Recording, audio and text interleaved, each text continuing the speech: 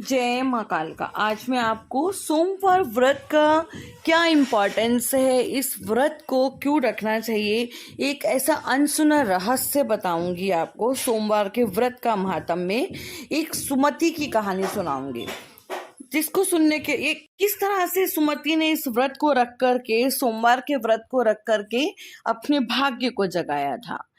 बहुत समय पहले की बात है। एक देश में वज्रबाहु नाम का एक राजा था। उसकी बहुत सारी रानियों में एक का नाम सुमति था। बहुत सुशील, सुंदर, पतिव्रता नारी थी। लेकिन दुर्भाग्य, सुमति को एक बहुत ही असाध्य रोग था और इलाज करवाने पर भी वो उस रोग से मुक्त नहीं हो पाई। कुछ समय बाद सुमति के एक पुत्र हुआ और दुर्भाग्य की बात यह है कि उस पुत्र के जन्म के समय उसे भी वो असाध्य रोग था। उस नवजात शिशु को जन्म से वो रोग था। बहुत इलाज कराया, वो ठीक नहीं हुआ। राजा को लगा कि इस रानी से तो मेरा वंश चलेगा नहीं, माँ और पुत्र दोनों को ही असाध्य रोग है। उसने रानी का परित्याग कर दिया। रानी बड़े कष्टों को भोगती हुई वैश्यपुरी नगरी में पहुंची। वहां का प्रधान पद्माकर, जो वहां का नामी वैश्य था, कुबेर के समान धनी था, उसकी एक दासी ने रानी को देखा, उसकी कहानी सुनी और उससे वो उस वैश्य के पास ले गई। वैश्य ने रानी को अपने पास रखा और माँ की तरह रानी की सेवा करी।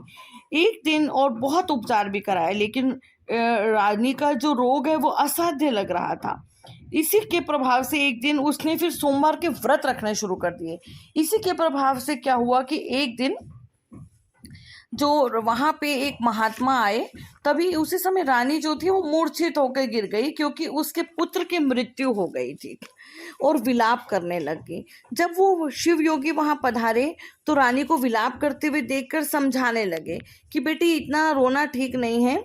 जीवन तो पानी के बुलबुले के समान है, इसमें ऊंच नीच चलती रहती है। रानी ने कहा, आप मेरे गुरु हैं, आपकी मुझे सारी बातें सच लगती हैं, लेकिन महात्मा, जिसके एक ही बेटा हो और वो उसे छोड़कर चला जाए, वो औरत कैसे धीरज रखेगी। शिव योगी ने ये सुना, रानी पर करुणा की और उसके मरे हुए बालक के मुंह में अभिमंत्रित विभूति डालकर उसे दोबारा से जीवन दे दिया। रानी ने अपने पुत्र को अपने वक्ष से लगाया। शिव योगी ने उसके घावों पर भी विभूति डाली, जिसके परिणाम से क्या हुआ, उसका शरीर दिव्य कांति की तरह चमकने लगा। शिव योगी ने बालक का नाम भद्रायु रखा और भविष्यवाणी की कि अब ये दीर्घायु होगा। और रानी से कहा, अब तुम कहीं मत जाना, यहीं रहना, इस बालक को देखो, राज्य भी मिलेगा और तुम राज करोगी। कालांतर में एक दिन वो शिव योगी फिर से आए। वो सब कुशल क्षेम पूछा। रानी ने बालक को उनके चरणों में डाल दिया और कहा, आपके ही प्रताप से इसे जीवन मिला था, ये आपका शिष्य है और सेवक है।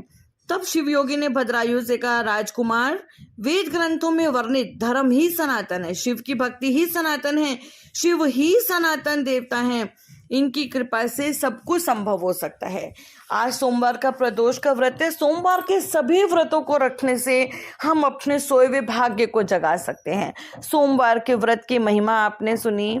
इस कहानी को ज़्यादा से ज़्यादा शेयर करें ताकि और लोगों को भी भाग्य जगाने में आप पुण्य कमा सके। मुझे सुनने के लिए आपका बहुत बहुत धन्यवाद।